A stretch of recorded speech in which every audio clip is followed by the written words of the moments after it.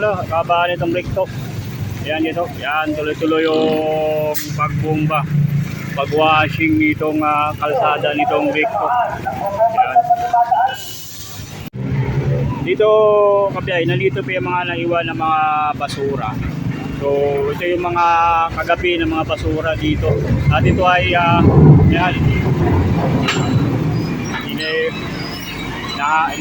tinatambak mismo ng payloader. Yan, tinatambak yan mismo dyan, oh.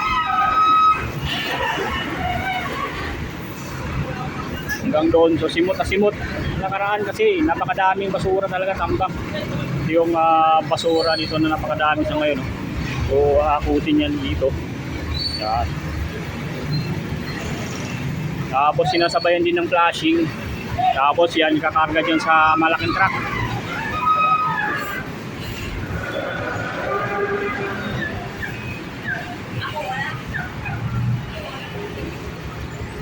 Yan, ito yung tambak ng basura na nakikita natin, yung natitirang tambak na basura, guys.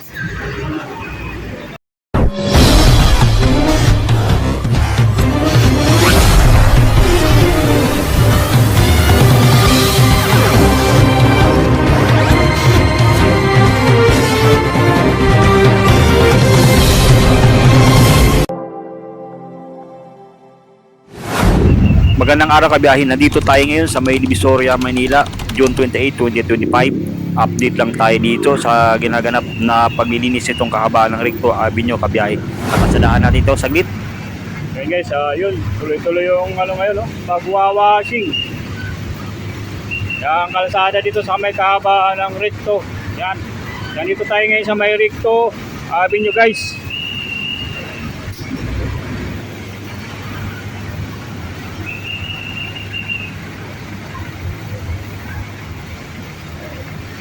Yan yung washing ngayon guys, pag-washing.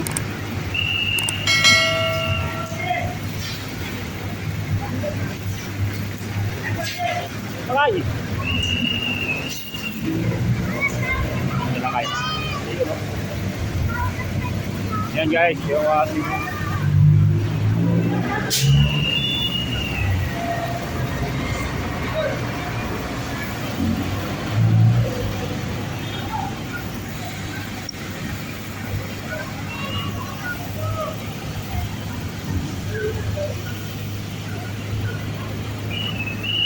Hanggang doon, malinis eh, no?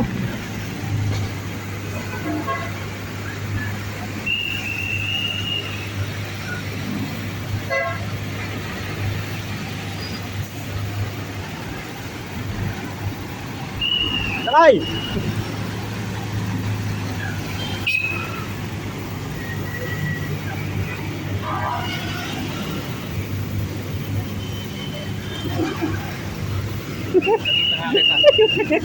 Ay, agaw.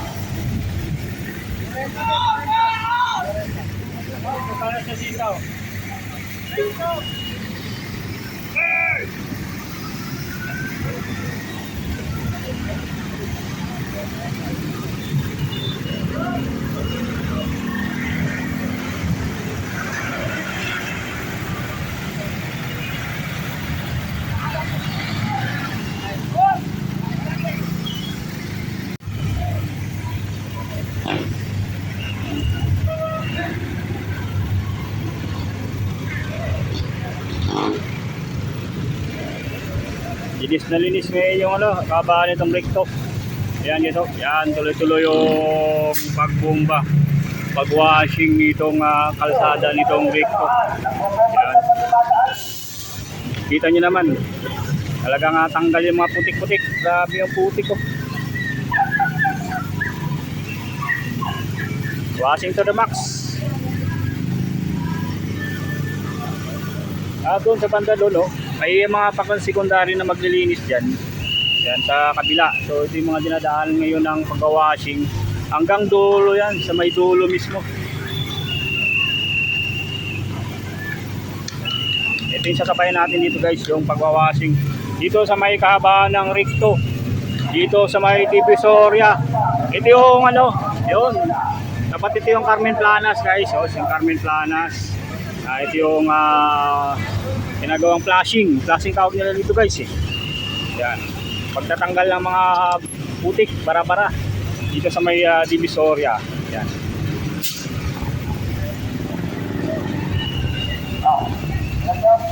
Ayan o. Napakalakas ang buga niyan.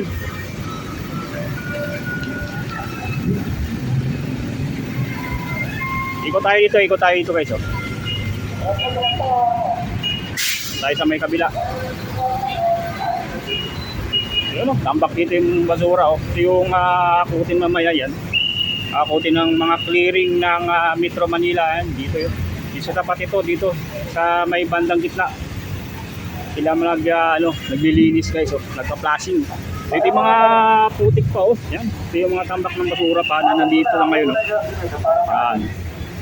Ito yung ito yung maaga nila paglilinis dito sa may Divisoria.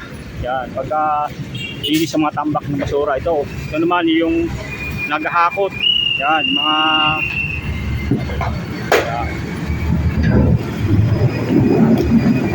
yan, ipuulin mismo yung basura. Yan.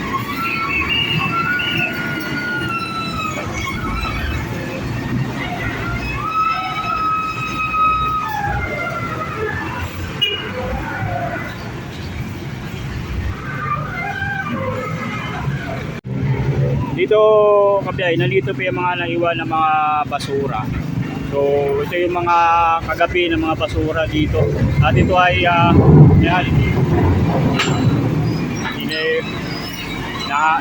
tinatambak mismo ng payloader. Yan. Tinatambak yan mismo dyan. Oh. Hanggang doon, so simot na simot. Nakaraan kasi napakadaming basura talaga, tambak. Yung basura dito na napakadami sa ngayon. So akutin yan dito. Yan. Tapos sinasabayan din ng flashing. Tapos yan ikakarga dyan sa malaking truck.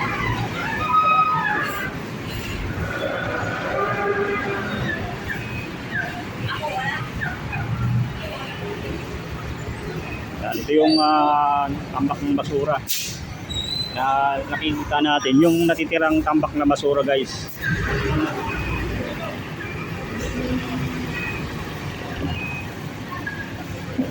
So mga around 7 o'clock.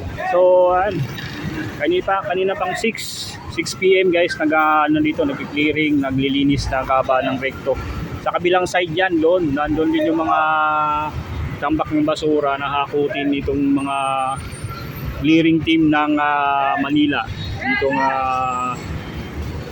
talagang puspusan natin yung paglilinis dito.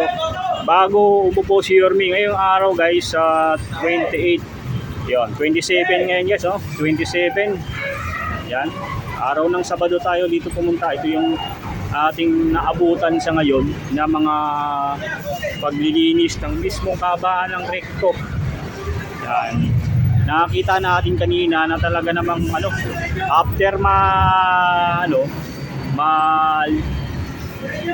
linis o mahakot yung mga gilid ng basura, yung mga nakatambak na basura dito sa gilid.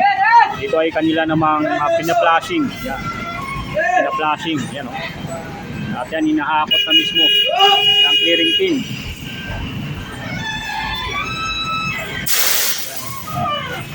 Yan yung pagkakakot ng basura guys.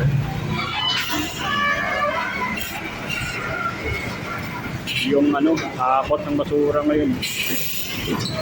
Yan. Kasama natin si partner Lakay. Yan. Yung lagi na ito sa Barautan. Yan. Nandito ngayon tayo ngayon Sabado. Yung nabutan natin ng mga paglilinis ngayon ng Recto. Kabaan ng Recto.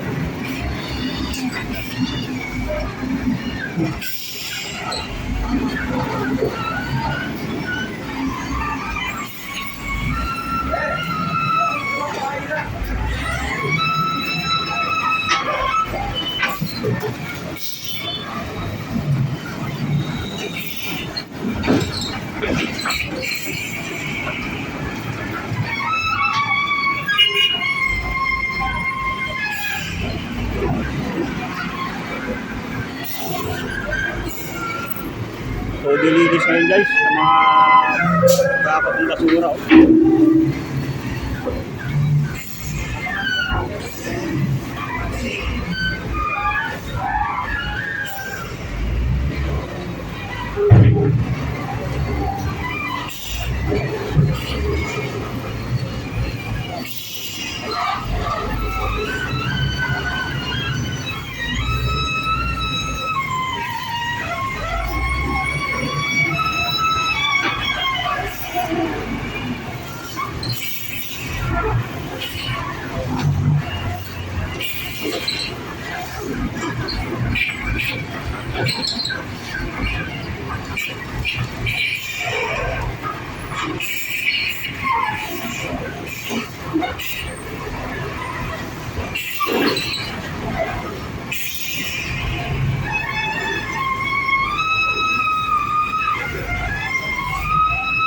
Yun yung mismong kahabaan ng Recto Avenue guys. Oh. Yan, dito sa may Divisoria.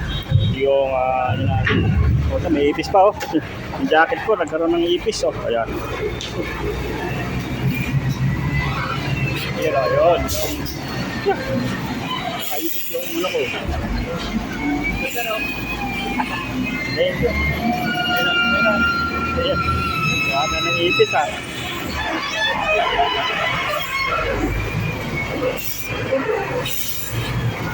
So dito guys, ito yung pangatlo na tumpok ng basura dito. Dito mismo yan sa may Carmen Planas, sa street ng Carmen Planas. Ito yung, yan, ito yung pasadaanin natin mamaya dito. Yan, sa may Carmen Planas. Yan guys, mamaya pupunta tayo dyan. Updating tayo dyan ng mga paninda nila. Tutok muna tayo dito sa mga paghahakot ng basura, paglilinis dito sa may kahabaan ng Recto Avenue sa may Divisoria, Maynila. Simot na simot.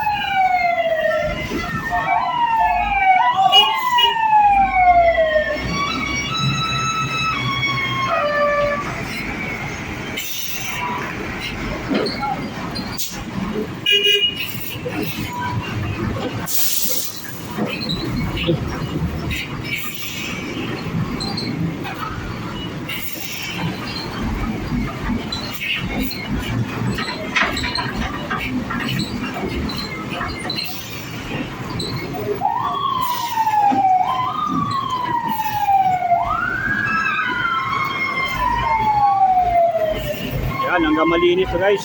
Mga makita natin, mga bandang 9. Sigurado, sagad na yung linis ito. Ubus na yung mga tambak ng basura. Dito sa may Recto, sabay pa-flashing yan. Sa iwa-water pump. Yan yung napaglilinis dito guys.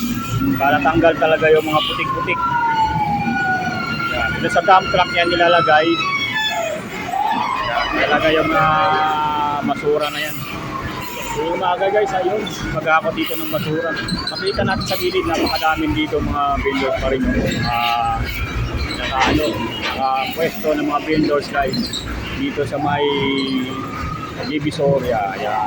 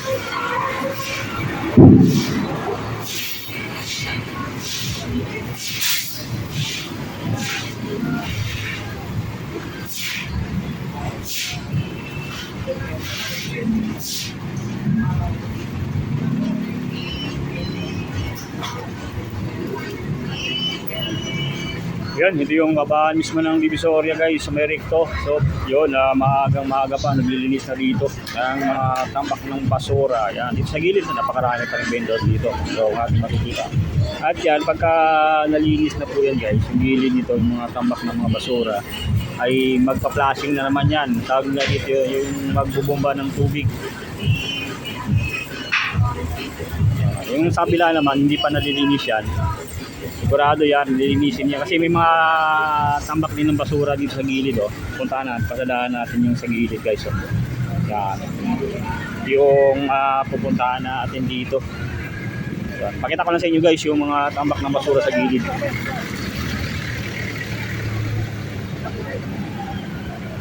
Yan, ito. Ito sa gilid.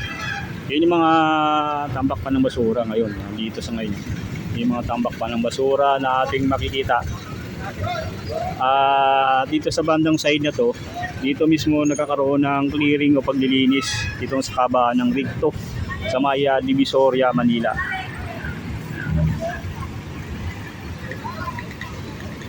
Yan, ikutan nga natin itong mga dito na mga basura sa ngayon. Dito lang tayo sa may kabahan ng guys, sa may Rigto Avenue, sa may Divisoria.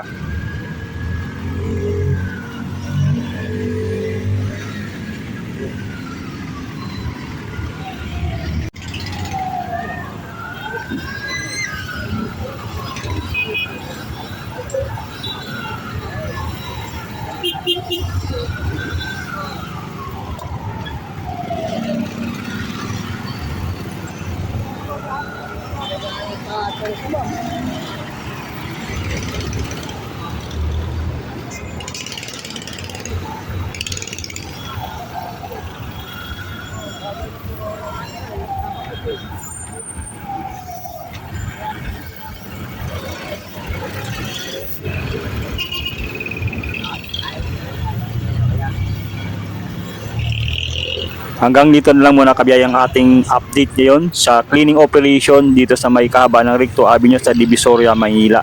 Abangan nyo guys yung ating mga susunod na mga update dito sa naganap na cleaning operation, lalo na pagdating o pag-upo na ni Yorme nitong June 30, 2025. Maraming salamat guys sa inyong patuloy na panonood at pagsuporta. Peace out muna tayo. Bye bye!